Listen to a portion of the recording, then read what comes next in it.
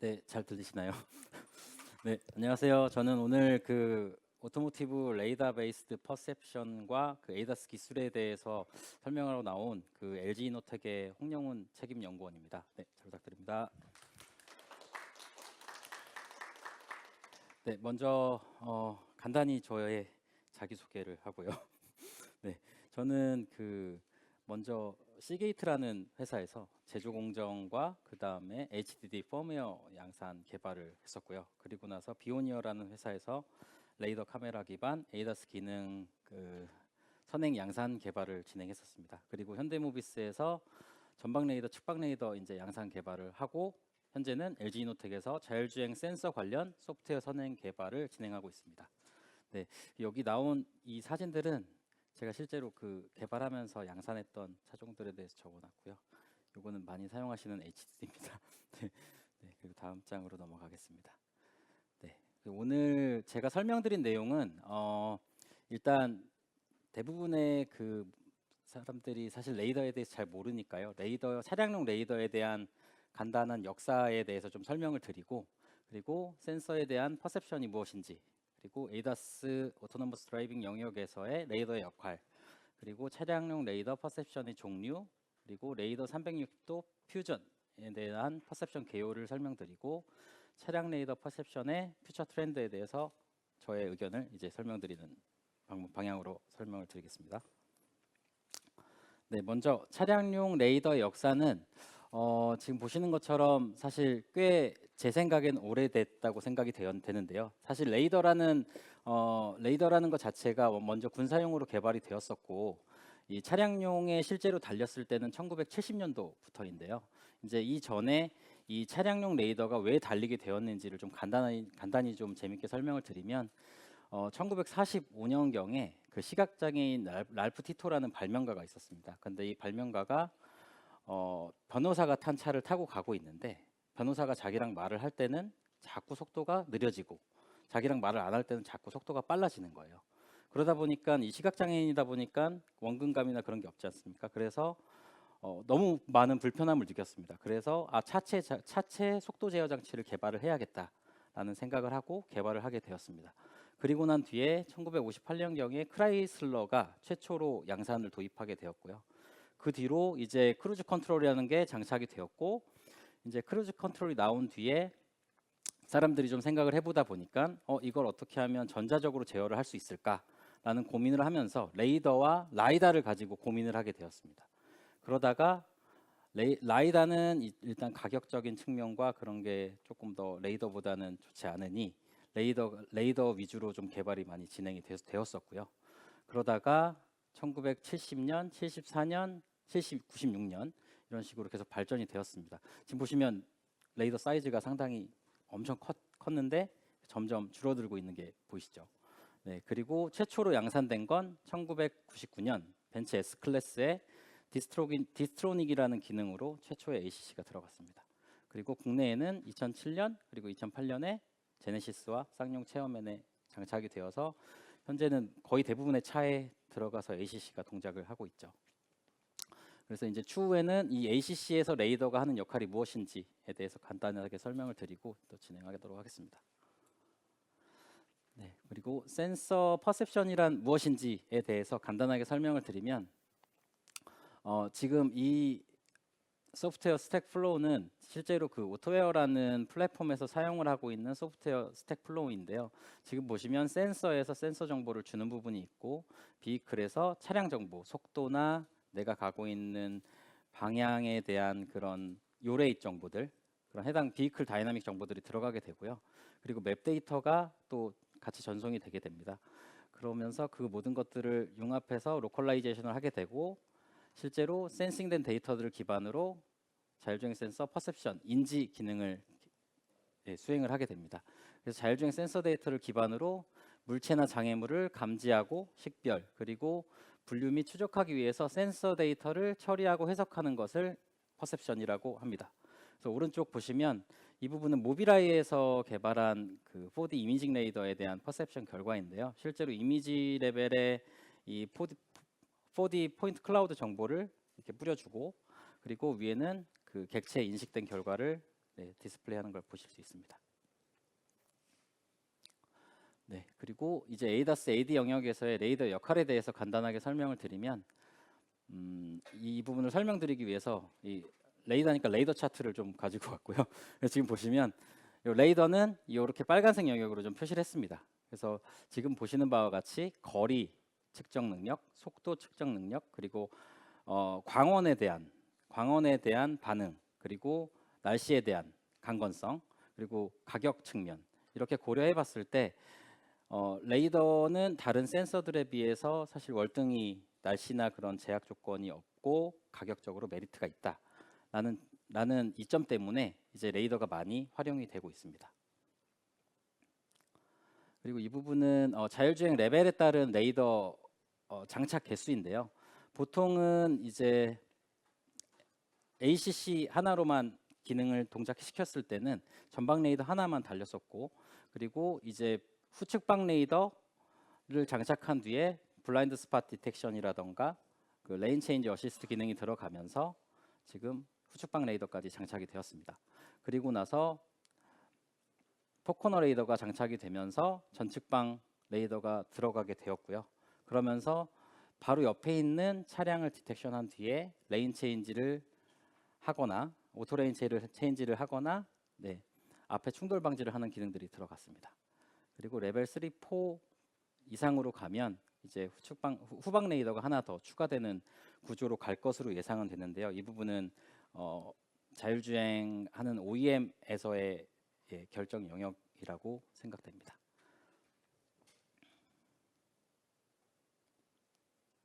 네, 그래서 레이더는 높은 거리 속도 정확도 및 저렴한 가격을 기반으로 ADAS 차량들의 필수 센서로 사용되고 있는데요.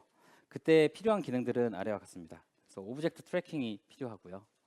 먼저 오브젝트 트래킹이라는 건 이 레이더에서 디텍션한 이런 탐지 정보들을 가지고 실제로 유효한 타겟들을 인지하는 기능을 말합니다. 그래서 오브젝트 트래킹은 여기 보시면 이런 식으로 동그라미나 박스로 표시되는 것을 볼 수 있고요. 두 번째는 프리스페이스 기능입니다. 프리스페이스 기능이라는 건 이제 그 차량이 나아갈 수 있는 경로를 디텍션하고 판단할 수 있게끔 정보를 제공해 주는 걸 말합니다. 그리고 레이더 데이터를 기반으로 한 오브젝트 클래시피케이션, 결국 이게 차량인지 보행자인지 그리고 사이클리스트인지 아니면 정지된 차량인지를 구분하는 기능이 필요합니다. 그리고 마지막으로 앞으로 이제 고해상도 4D 이미징 레이더로 가면서 아마 레이더 베이스드 슬램 기술도 많이 적용이 될 것으로 생각되고 있습니다. 그래서 추가로 이제 또 전방 레이더가 왜 필요한지에 대해서 좀 설명을 드리자면, 전방 레이더는 아까 말씀드렸던 어댑티브 크루즈 컨트롤 기능을 위한 원거리 객체 인식을 위해서 필요하고요. 사실 최초의 어댑티브 크루즈 컨트롤은 카메라가 아닌 레이더 온리로 원래 동작을 했었습니다. 그러다가 객체에 대한 분류라던가 횡위치 오차가 좀 커지다 보니까 카메라가 같이 들어가면서 융합되는 추세로 갔고요. 그래서 레이더의 정확한 거리 인식이 필요하고, 그리고 AEB 기능을 위한 정확한 객체와의 거리 인식, 그리고 여기 보시는 바와 같이 이 가려져 있는 타겟, 결국 주차된 차량들 사이에서 갑자기 튀어나오는 물체를 디텍션하기 위해서 레이더가 필요합니다. 그리고 객체에 대한 정확한 속도 예측 정보가 필요하기 때문에 전방 레이더가 필요합니다. 추가로 코너 레이더의 필요성에 대해서 설명을 드리자면, 코너 레이더는 다양한 ADAS 기능을 위한 객체에 대한 정확한 거리 속도 인식이 필요하고, 블라인드 스팟 디텍션, 그다음에 레인 체인지 어시스트, 그다음에 크로스 트래픽 얼럿 기능을 위해서 많이 장착이 되어 있고요.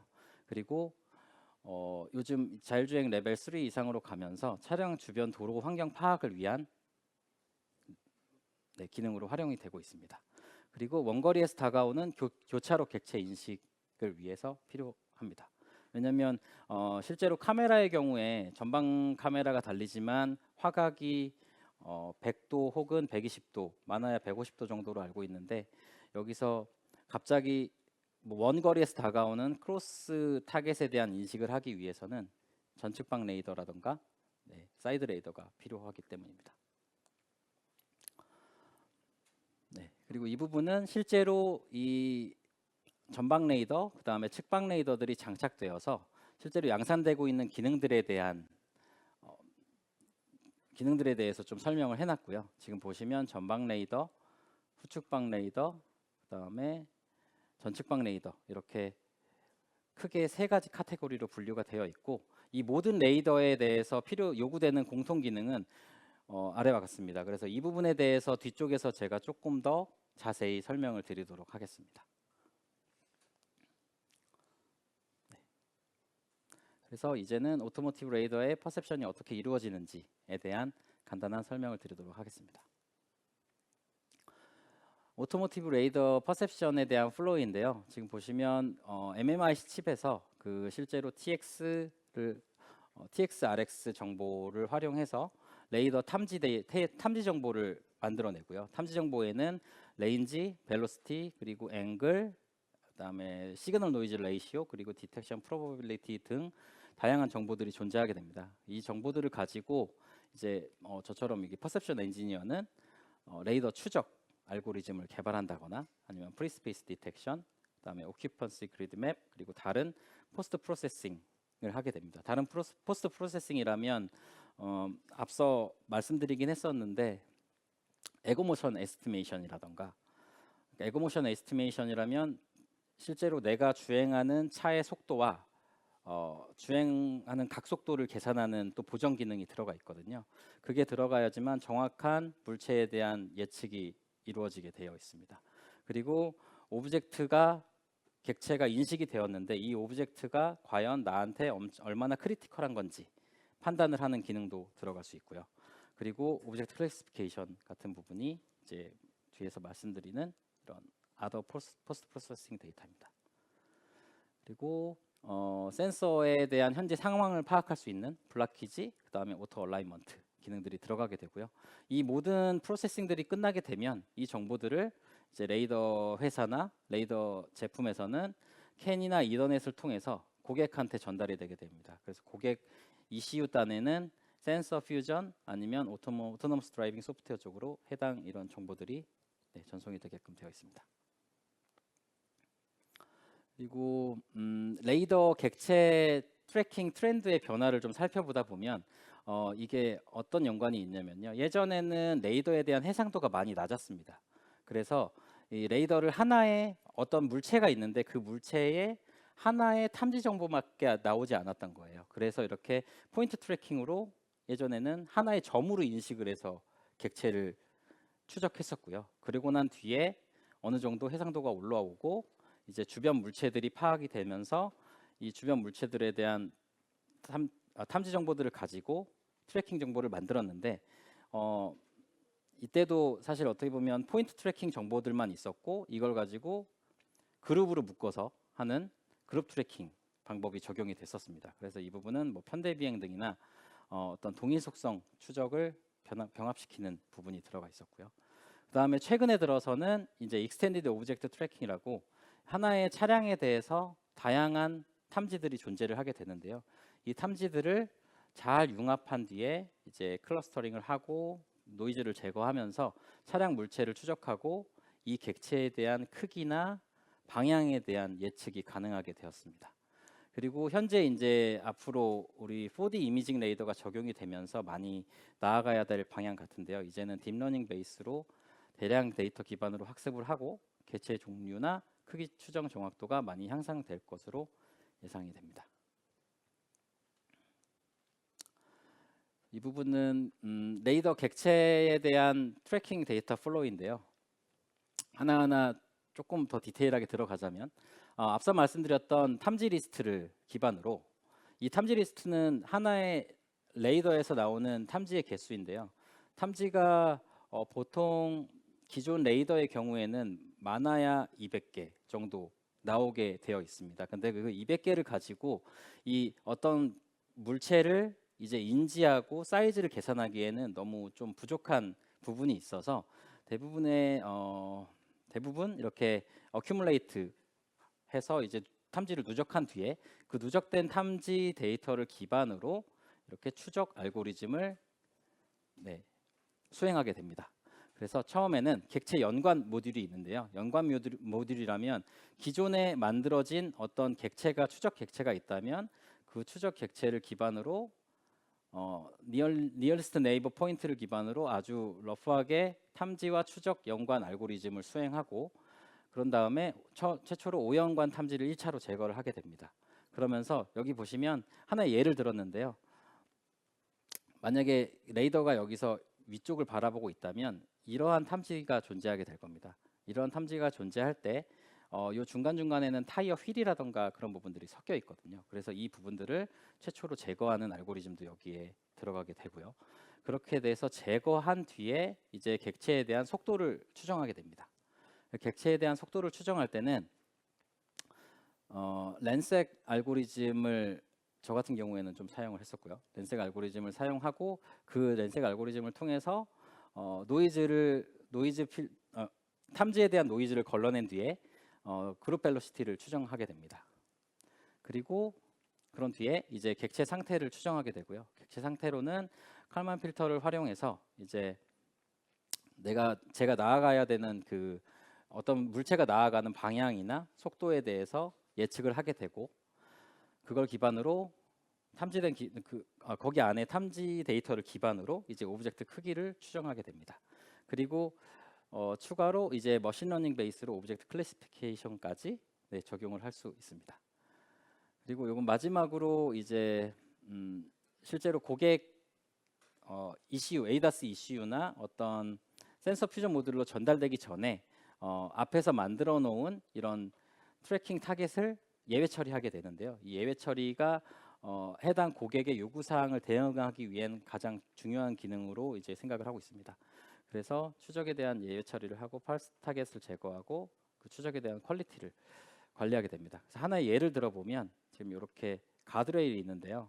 레이더의 특성상 이렇게 어떤 타겟이 올 때 이 타겟을 맞고 한 번에 들어오는 탐지도 있지만 이렇게 벽을 맞고 들어오는 탐지도 존재하게 됩니다. 그래서 이렇게 벽을 맞고 들어오는 탐지의 경우에는 벽 바깥쪽으로 고스트 타겟이 존재하게 되는데요.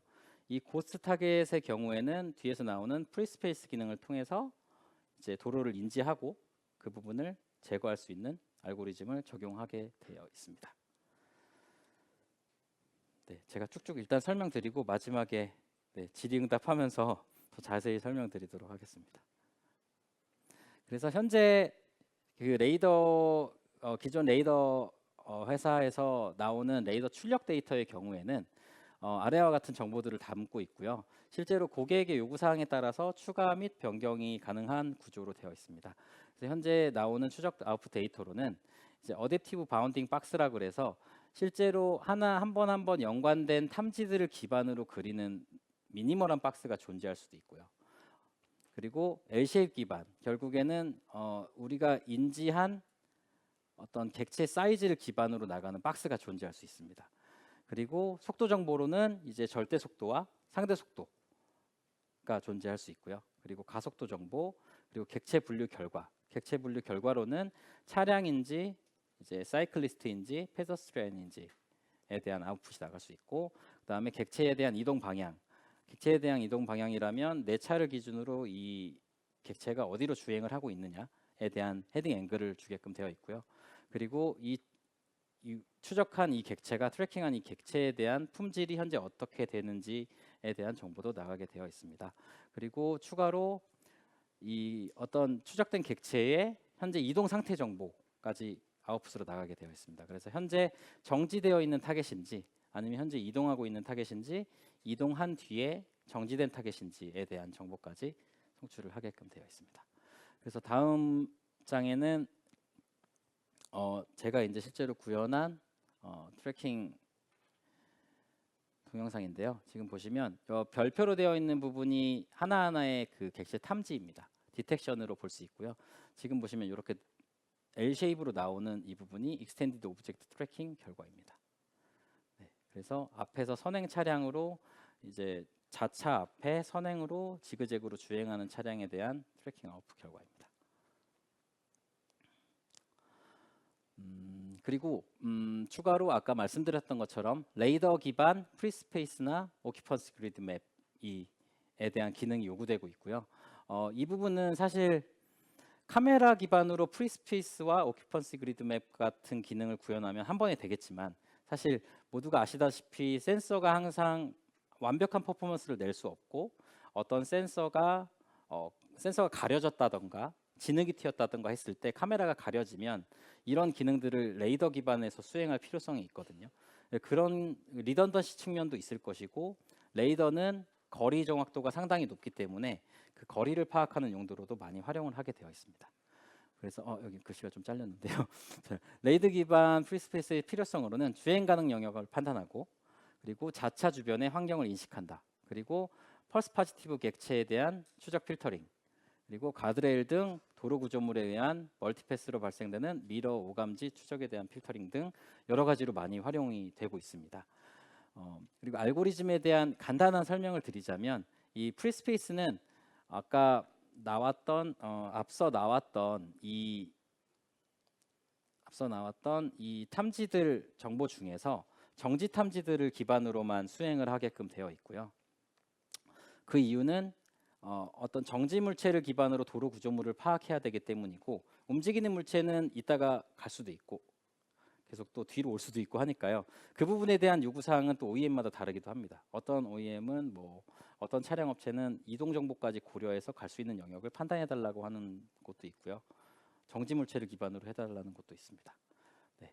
그리고 N계에 대한 앞서 말씀드렸던 탐지를 여러 프레임 누적을 시켜서 실제로 레이더에서 나오는 그 스팔스하고 논 유니폼한 탐지들을 개선하기 위해서 여러 프레임을 누적하게 됩니다. 근데 보통 메모리가 넉넉하다면 10프레임까지도 하면 좋고요.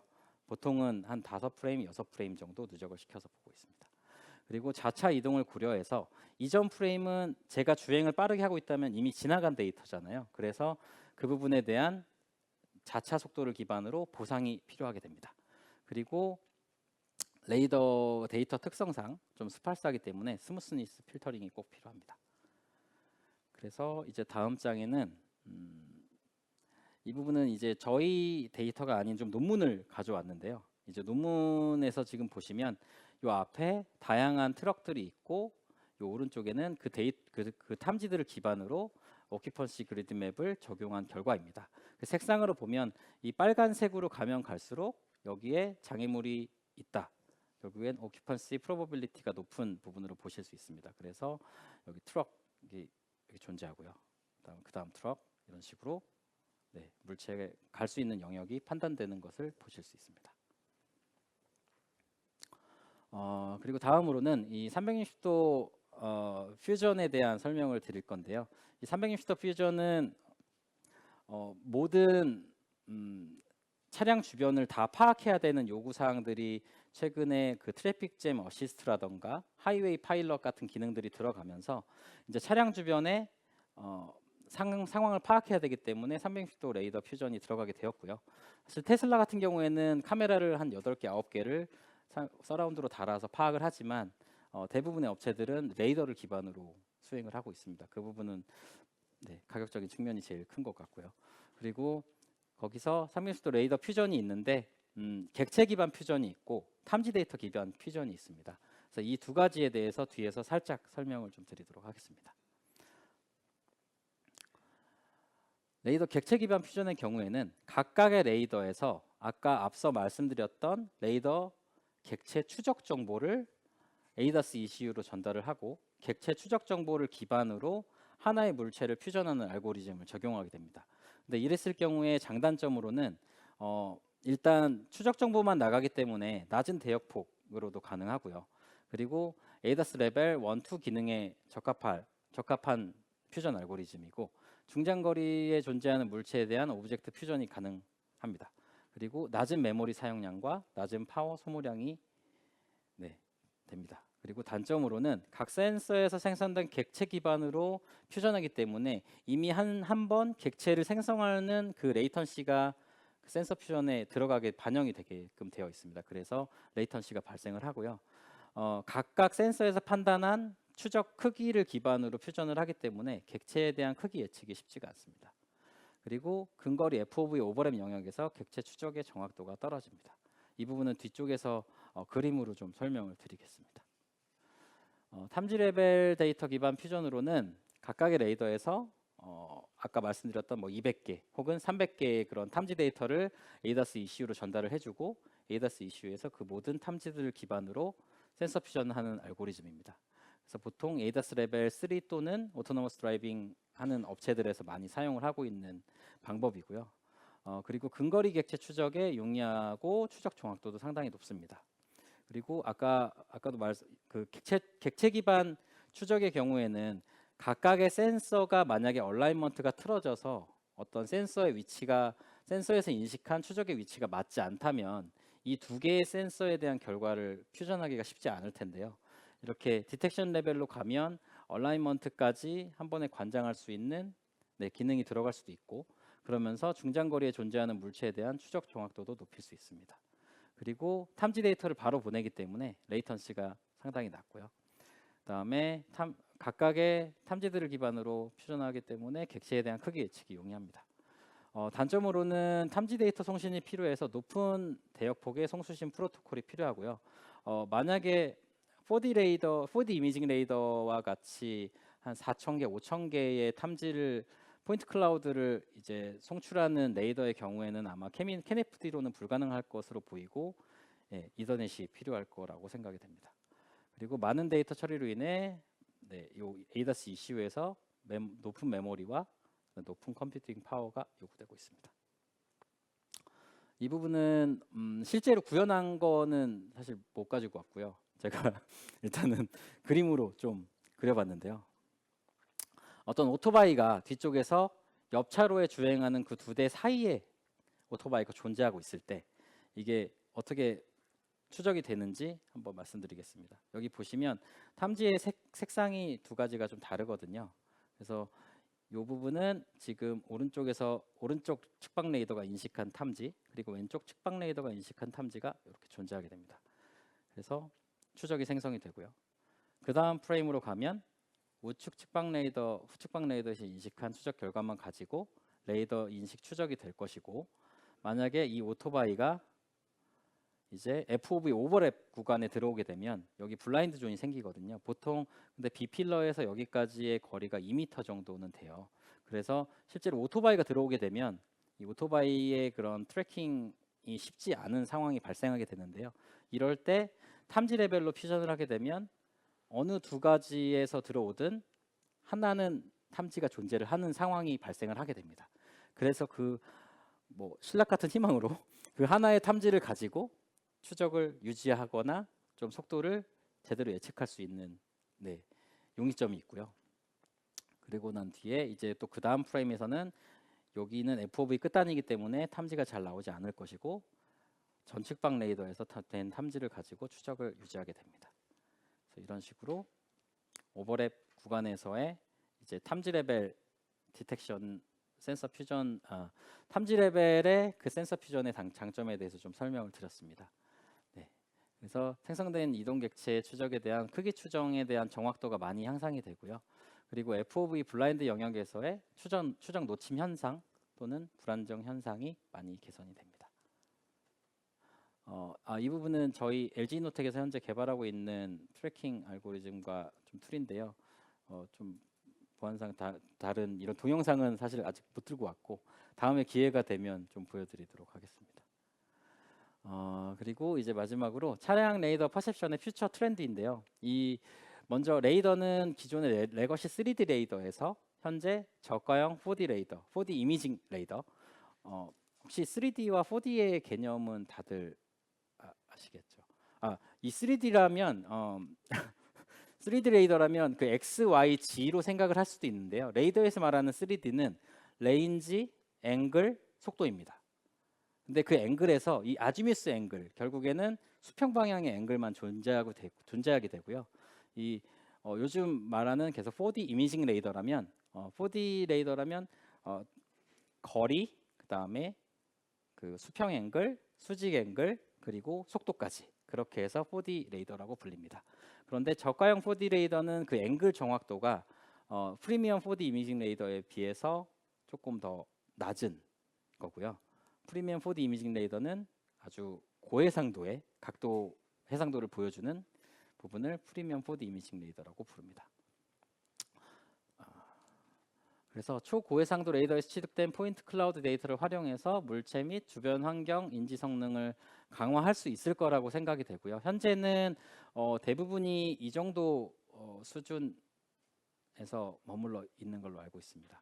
네, 그리고 이렇게 이미지 레이더의 경우에는 이제 나오고 있는 추세이고 안정화 단계로 이제 들어가는 단계이기 때문에 아주 나중에 많은 논문이나 어떤 연구 결과들이 나올 것으로 예상이 됩니다. 그리고 또 다른 변화로는 차량 E 아키텍처의 변화가 이루어지고 있는데요. 뭐 앞서 세션에서도 많이 나왔겠지만 기존에는 독립된 ECU를 기반으로 차량이 동작했다면 앞으로는 어떤 센트럴 하이 퍼포먼스 컴퓨터가 들어가고 그 외에 조널 ECU라는 부분이 들어가면서 각각의 센서들을 관장하는 시스템이 좀 달라지게 됩니다. 네, 그래서 앞으로의 레이더의 퍼셉션 퓨처 트렌드는 퍼셉션은 추후 센트럴라이즈 또는 조널 ECU에서 대부분 수행되는 추세로 갈 것으로 보이고요. 고사양 ECU 그리고 고해상도 탐지 데이터 활용이 가능해서 딥러닝 또는 이제 머신러닝을 활용한 퍼셉션 연구가 많이 진행이 되고 있습니다. 그래서 간단하게 좀 설명을 드리자면 기존에 앞서 말씀드렸던 레이더 추적 알고리즘은 룰 베이스드 알고리즘의 경우엔 이렇게 많은 프로세스를 거쳤다면 이제 딥러닝으로 가게 되면 이런 식으로 어떤 딥 뉴럴 네트워크를 활용해서 하나의 결과를 한 번에 얻을 수 있는 부분이 될 거라고 예상은 됩니다. 다만 다들 아시다시피 이 딥러닝으로 가게 되면 어떤 센서 데이터 취급도 많이 필요하고 이제 레이블링이라던가 어떤 그라운드 트루스 데이터가 많이 필요하기 때문에 비용이 많이 증가할 거라고 예상이 되고요. 그 부분 관련해서 또 네, 많은 고민이 이루어질 거라고 생각됩니다. 네, 이상으로 오늘 발표는 여기서 마치고요. Q&A 시간을 좀 가지도록 하겠습니다. 질문이 있으시면 자유롭게 좀 질문 부탁드립니다. 네.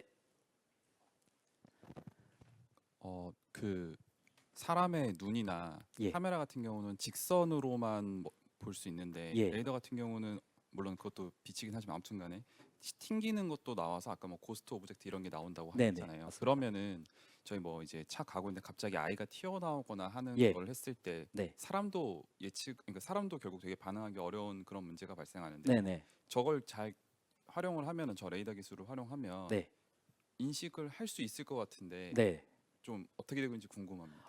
실제로 지금 이러한 상황에서 차량 사이에 다가오는 어떤 어린 아이나 자전거를 실제로 레이더에서 디텍션을 하고 이제 아까 말씀드렸던 추적으로 객체를 생성을 합니다. 생성을 완벽하게 하고요. 생성은 대부분 잘 되고 그 부분을 이제 ADAS ECU라던가 어떤 센서 퓨전하는 쪽으로 전달을 이제 하지만 이 100%의 확률이 아니기 때문에 실제로 차량을 제어할 수 없는 부분이 되고요. 만약에 뒤에 아까 말씀드렸던 4D 이미징 레이더가 되면서 좀 더 해상도가 올라가고 그걸 기반으로 학습을 시켜서 오브젝트에 대한 정확도가 올라간다면 말씀하신 것처럼 제어에 바로 활용을 할 수 있는 데이터가 될 수도 있을 것 같습니다. 그래서 여기 바닥을 맞고도 실제로 들어오게 되거든요. 네. 네.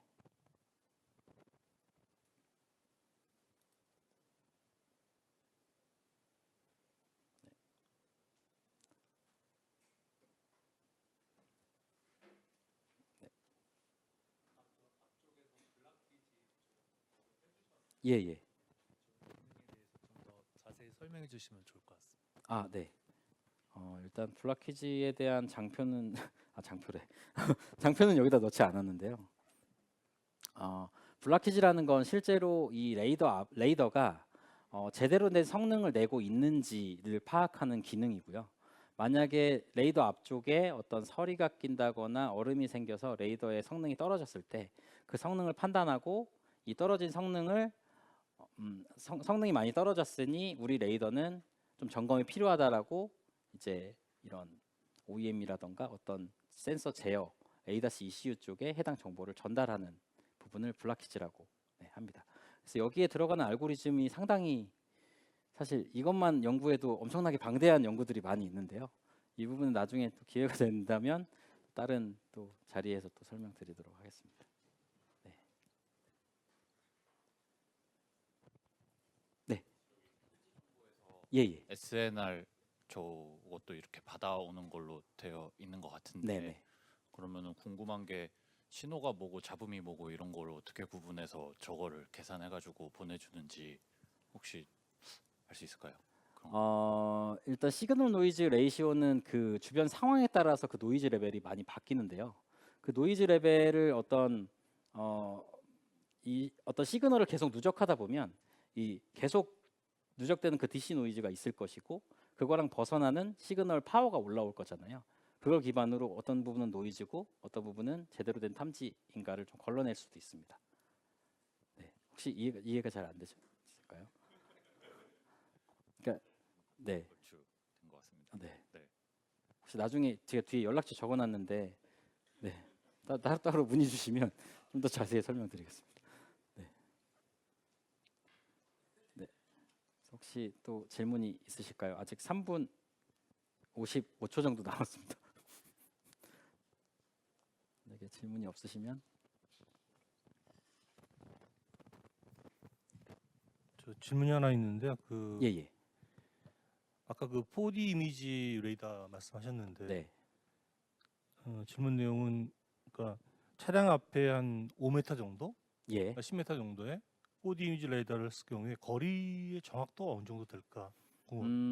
그거는 사실 이 레이더를 설계할 때 파형 설계를 어떻게 하냐에 좀 달려 있는데요. 보통 4D 이미징 레이더라면 많이 나오면 고해상도 모드로 가면 5cm, 3cm도 가능하고요. 네. 만약에 5m나 혹은 한 30m 그 근거리만 활용하는 모드로 가면 아마 한 3cm, 5cm까지도 충분히 가능한 걸로 알고 있습니다. 그러면 그 추가적으로 좀 말씀드린 게 한 예. 2cm 정도 되려고 그러면 네. 근데 그러니까 목적은 이제 그 도로에 그 뭐 포털이나 이렇게 그 파일 네. 형태가 있게 되면은 그게 저 4D 이미지 레이더 디텍션 하려고 그러면 대략 네. 3cm 이하로 들어와야 된다고 이해하고 있습니다. 포토를 디텍션 하려면요. 예예. 네네. 깊이를 디텍션 하려고 예예. 그러면 그래서 그게 뭐 가능할까요? 사실 깊이 개념으로 가면 이 거리 정확도보다는 이 높이 정확도가 고려가 돼야 될 것 같은데요. 현재 4D 이미징 레이더의 그 높이 정확도, 높이 분해능이라고 하죠. 구분할 수 있는 게 아주 높은 센서들도 0.5도 정도로 아마 구현이 되어 있을 건데요.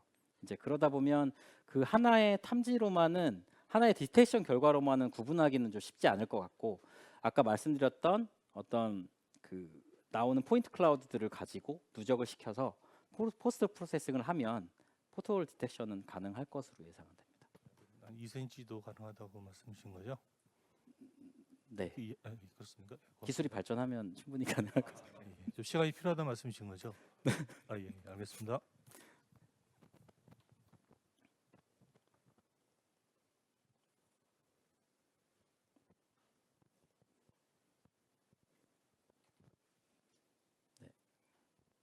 질문이 없으시면 이제